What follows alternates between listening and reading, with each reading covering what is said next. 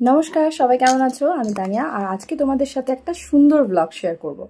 आजकेও आमार शशुर शाशुड़ीमा बाड़ीर बाइरे माने ओनारा तो घुरते गेछेन तो आजके रात्रिबेला आसार कथा। तो आजके आमार बड़ आमाके कोनो चैलेंज देयनि, तबे आमी निजेई बोललाम जे आमी आजके पोलाओ और चिकेन कषा रान्ना करब। एबारे आमार काछे किछु जोगाड़ यंत्र करा नेই, तो बरके बोललाम आमार बाड़ीते सबই छिलो किन्तु এই চালটা ছিল না, শেষ হয়ে গেছিল। তাই আমি বললাম যে এটা নিয়ে আসো। এবারে পোলাও রান্নাটা আমি আগের দিনই মার কাছ থেকে শিখেছি, আমি এখনো পর্যন্ত কোনোদিনও বানাইনি, কিন্তু এখানে 1 কেজি 200 আছে আর 4 জন খাওয়ার মতন কতটা কি পরিমাণ হবে আমার কোনো আইডিয়া নেই। যদিও বাড়িতে ভাত আছে, ডালও আছে, মাংস আমি রান্না করব। মাংসটা মোটামুটি 1.5 কেজি মতন আছে, ওটাতে আশা করছি হয়ে যাবে। তো যেহেতু ডাল ভাত হয়ে গেছে অলরেডি, তো পোলাওটাতে আশা করছি যে বাকিটা হয়ে যাবে। এবারে এখানে 1 কেজি 200, মা আমাকে বলেছিল যতটা চাল নিবি তার ডবল ডাল, না ডাল না জল। এবারে এখানে আমি নিলাম 1 বাটি, ঢেলে রাখি। আর এদিকে হচ্ছে আরো 1 বাটি। And I did a mace, আমাকেই ক্লিন করতে হবে। এবারে এর মধ্যে তো 500 গ্রামও হয়নি মনে হচ্ছে, 500 গ্রাম না, এটা 600-700 গ্রাম হয়ে গেছে মনে হয়। তো দেখা যাক আমি কতটা পরিমাণ নিতে পারি আর লাস্ট অবধি কী হয়, কারণ মা সাথে থাকলে কী হয় কোনো একটা প্রবলেম হলে ঠিক সলভ করে দেয়, কিন্তু আমি নিজে কতটা করতে পারবো জানি না। একটা কাজ করি, আর একটা ছোটো বাটি মেপে সেই বাটিটার হচ্ছে 1 বাটি দিয়ে দিই। এই সাইজের একটা ছোটো বাটি নিয়ে এসেছি। এই বাটির মানে আসলে অনেকটা আছে, চালটা দেখে তো প্যাকেটের মধ্যে এত কম মনে হচ্ছিল, কিন্তু এখন অনেক হয়ে গেছে মনে হয়। তাহলে জল দেবো হচ্ছে এই বাটি 2 বাটি আর ওই বাটি 4 বাটি। এটা দিয়ে আমি ভিজিয়ে রেখে ঘি দিয়ে নুন দিয়ে মেখে রাখবো, আর তার সাথে হলুদ মেশাবো। চাল তো দেখতে অনেকটাই লাগছে, কিন্তু আমি চিন্তায় পড়ে গেছি যে একটু রেখে দিলে রাত্রেও খাওয়া যেত, কারণ ভালো ভালো খাবার রাত্রে খেতেও ভালো লাগে। তো আরও একটু দিয়ে দিই, কারণ আমার বর তো 1 কেজি বানাতে বলেছিলাম, 1 কেজি 200 গ্রাম পরে নিয়ে এসছে তাহলে। এইটাও আরেক বাটি দিয়ে দিই, ওই বাটি 3 বাটি দিয়ে দিলেই ভালো হতো, বুঝতেও পারছি না। অ্যাকচুয়ালি কী বলো তো, মানে গাইড করার জন্য না কেউ একটা থাকলে তবে আমি পারি, মানে আমি রান্না বান্নাতে পারি, এই রান্নাগুলো আমার ভালোই লাগে করতে। চলো লেটস সি কী হয়। এটাকে ধোবো, তারপরে হচ্ছে গিয়ে জলটা মেশাবো। পেঁয়াজ কাটতে হবে, আর এদিকে দেখো আদা রসুন আর এগুলো অলরেডি করে রেখেছি, বাকিটা পেঁয়াজ কাটতে হবে। একা ভিডিও করা সত্যি ভীষণ টাফ, আমার মা খুব কষ্ট করে করে। তো আমি মাকে হ্যাটস অফ জানাতে চাই। আমি মায়ের চ্যানেল থেকে একটা পোস্ট করেছি, বাট আমার মা সত্যি অলরাউন্ডার, মানে ভিডিও করা শুরু করে দিয়েছে এখন, মেকআপ করে, তারপরে হচ্ছে বিউটিশিয়ান, কত কিছু কাজ করে বলো। সত্যি মাদের থেকে দেখে ইন্সপায়ার হতে হয়। ডালটা ওদিকে কিছুক্ষণ ভিজিয়ে রেখে এখানে চিকেনগুলো ম্যারিনেট করা আছে। এখানে হচ্ছে গিয়ে একদম 1 চিমটি লঙ্কার গুঁড়ো আমি দিয়েছি, আর হচ্ছে গিয়ে হলুদ গুঁড়ো, আর কি দিলাম, যা যা পেরেছি মোটামুটি টুকটাক শুকনো শুকনো কয়েকটা মশলা দিয়ে দিয়েছি। আদা বাটাগুলো একটু পরে দেবো।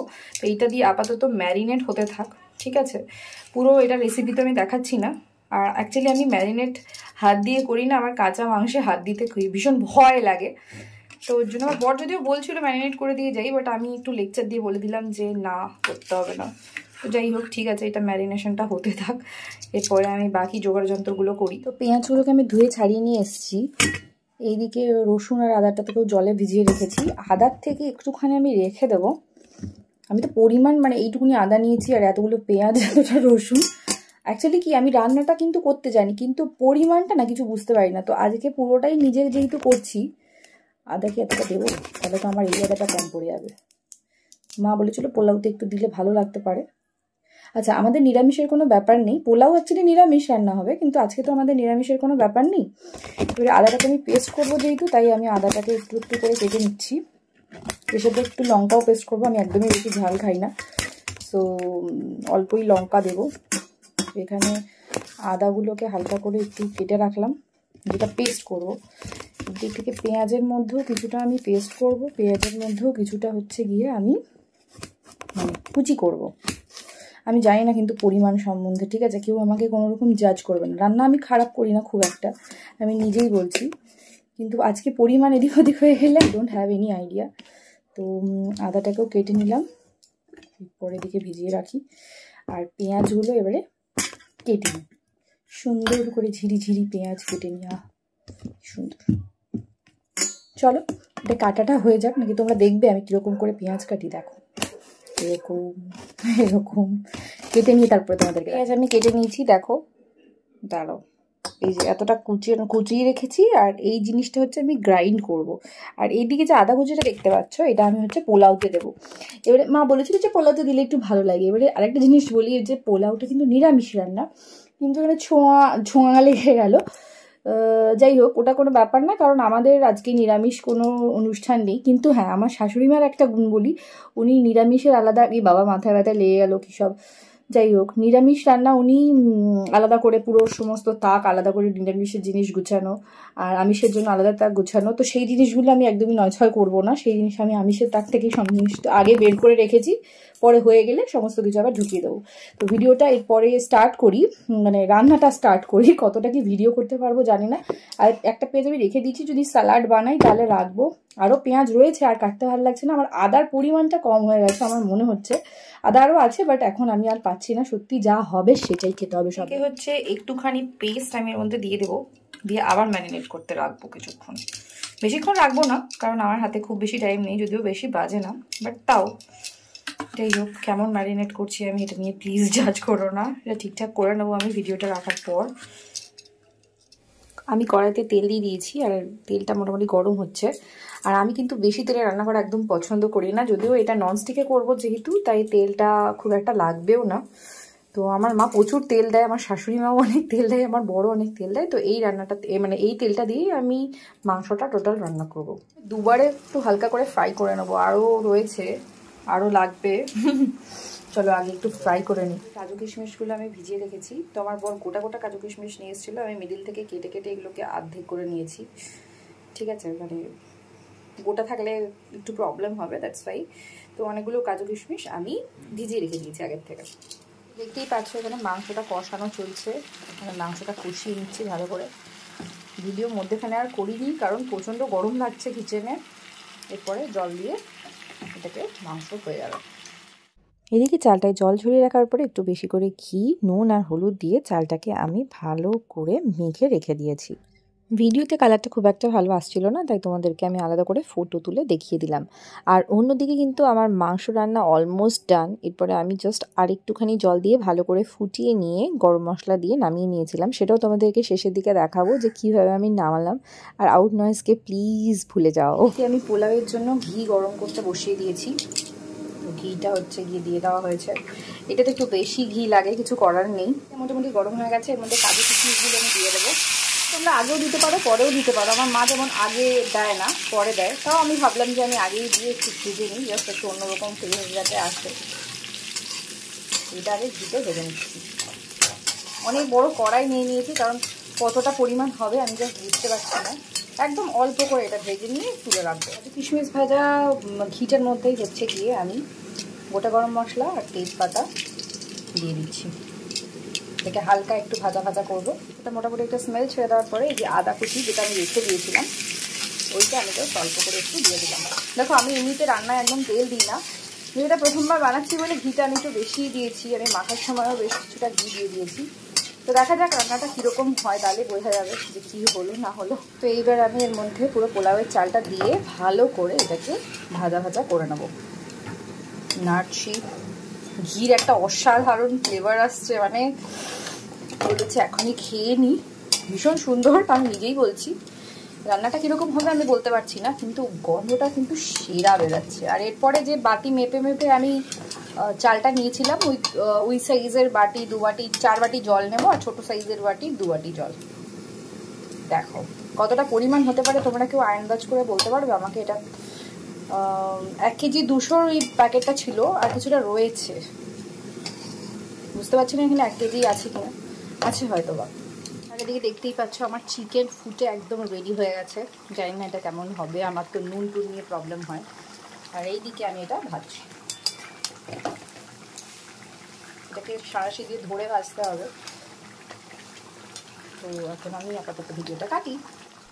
তো তো এইবার এটাকে হতে দিতে হবে। এবারে জলটা তো দিয়ে দিয়েছি পরিমাণ মতন, কিন্তু অনেকটাই বেড়ে যাবে আমার যা মনে হচ্ছে। আমি জাস্ট বুঝতে পারিনি যে এতটা হয়ে যাবে। আমি অনেক বড় একটা কড়াই নিয়েছি। তো এখানে চিনি দিয়ে দেওয়ার পরে মোটামুটি জলটা যখন বেড়ে গেছে, তখনও কিন্তু আমি এরপরে আর একটু জল দিয়েছিলাম। তো মোটামুটি হয়ে গেছে। ঠিক আছে, তোমরা দেখেছো কতটা চালটা বেড়ে গিয়েছে। তো এটাকে ভালো করে এবারে নাড়িয়ে নাড়িয়ে, এমনিতেই দেখতে পাচ্ছ ঝুরঝুরে হয়ে গেছে। শেষে আমি আবার একটু ঘি দিয়ে দিয়েছি। তো ঘি না দিলে এটার ফ্লেভারটা এত সুন্দর আসবে না। আর সত্যি অসাধারণ গন্ধ বেরোচ্ছিলো। মানে তারপরে আমি আর ভিডিও করার টাইম পাইনি, অনেক লেট হয়ে গিয়েছে। আসলে সবসময়ই আমার মায়ে আমাকে জোগাড় যন্ত্র করে দিত। আজকে প্রথমবার জোগাড় যন্ত্র করে আমি নিজেই রান্না করেছি। কিন্তু ব্যাপারটা হচ্ছে যে এতটা চালকে মেনটেন করা ভীষণ কঠিন। তো যাই হোক, তারপরে আমি স্নান ধান করে মোটামুটি বরকে খাবারটা বেড়ে দিয়েছি। একটু পোলাও দিয়েছি, চিকেন দিয়েছি, আর তার আগে আমি আমের একটা চাটনি বানিয়েছিলাম, সেটাও দিয়ে দিয়েছি। তার সাথে একটু পেঁয়াজ কুচি স্যালাড, কারণ শশা শেষ হয়ে গেছিলো। দেখা যাক বর কি বলে। বলো কেমন হয়েছে? খুব ভালো। এটাও ভিডিও করছো? হ্যাঁ, এটাও ভিডিও ছাড়া কোনো কথা নেই। তুই চিকেন দেখো কেমন হয়েছে। চিকেন তো প্রচুর। চিকেনটা প্রচুর, তুমি তো চিকেনের ঝোল নিলে। দেখি।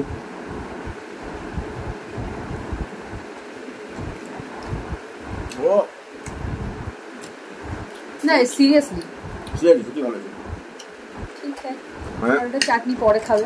বউ রান্না করতে শিখে গেছে। শিখে গেছে না, আমি পারতাম, কিন্তু অনেকটা রান্না হয়েছে, আজকে একটু প্রবলেম হয়ে গেছে ওই জন্য। চিকেনটা ঠিক আছে, চিকেনের অসুবিধা হয়নি। আমার সঙ্গে চাটনিও, আমের চাটনি ঠিক আছে। আমার বরের প্লেটে খেয়ে হয়নি, ঠিক আছে, পরে থালায় নিয়ে অনেকটা খেয়েছে। সত্যি সত্যি ভালো হয়েছে, ভিডিওর জন্য বলছো না তো? বিউটিফুল। যাই হোক, তো এবারে হচ্ছে মিঠি আমাদের ঘরে এসেছিল। মিঠিকেও আমি বললাম যে একটু টেস্ট করে দেখতে। মিঠির লাঞ্চ যদিও হয়ে গেছে, চল খা, খেয়ে দেখ কেমন হয়েছে বল। স্পুন দিয়ে খাচ্ছে, স্পুন নিয়ে বল কেমন হয়েছে। সত্যি সত্যি, আরে সত্যি বল, মানে ওরকম ভিডিওর জন্য না। তুই তো খেলি না ভালো করে, ভালো করে খা দিয়ে বল। আর চিকেনটাও খা, হাত দিয়ে খেতে পারিস তুই, কোনো অসুবিধা নেই। ভালো হয়েছে? তুমি এবারে সত্যি সত্যি বলো। একা একা করেছি, যদিও আমার বরের কন্ট্রিবিউশন হচ্ছে, আমার বর বাজার করে নিয়ে এসছে। এর জন্য বরকে একটা ক্রেডিট দেওয়া হোক। বর ভালো করেই খাচ্ছে। ভালো জিনিস ভালো খাবো না। আমার বর কিন্তু এইসব খাবার খায় না। চিংড়ি মাছের মতো। চিংড়ি মাছের মতন না, এটা কেন্দ্রর মতন দেখতে। এবার বিটি খাবে, খালো পুরা খালো। আমার বর বাসন ধুয়ে রাখছে, কি ভালো ছেলে। Very good, very good, very good. বড় তো আমি বলেছি আমি পরে বাসনটা ধুয়ে রাখবো, কিন্তু আমার বর বাসনটা ধুয়ে দিচ্ছে। কি খুশির খবর আমার জন্য। এবার আগের দিন এত খেটেছি, ওটাও নিতে পারেনি। তো যাই হোক, আমার শ্বশুরমশাই শাশুড়িমাকে বলিনি যে আমি আজকে কী রান্না করেছি। এবার এসে দেখবেন 7-8টার দিকে আসবে হয়তো। তো অনেকটা খাবার হয়ে গেছে, অতটা আমরা খাইনি, রাত্রেবেলাতেও খাওয়া হয়ে যাবে মনে হয়। তো রান্না সত্যি আমার নিজেরও ভালো লেগেছে, চিকেনটা সত্যিই ভালো হয়েছে। আর পোলাওটাও ভালো হয়েছে, কিন্তু মানে সেদিন আমি যেটা বানিয়েছিলাম আসলে অল্প পরিমাণে বানিয়েছিলাম বলে আরও ভালো হয়েছিল। তো ওটাই, মিঠিরও খাওয়া হয়ে গেছে। তো আজকের ব্লগটা তোমাদের কেমন লাগলো দেখে নিচ্ছি, জানো।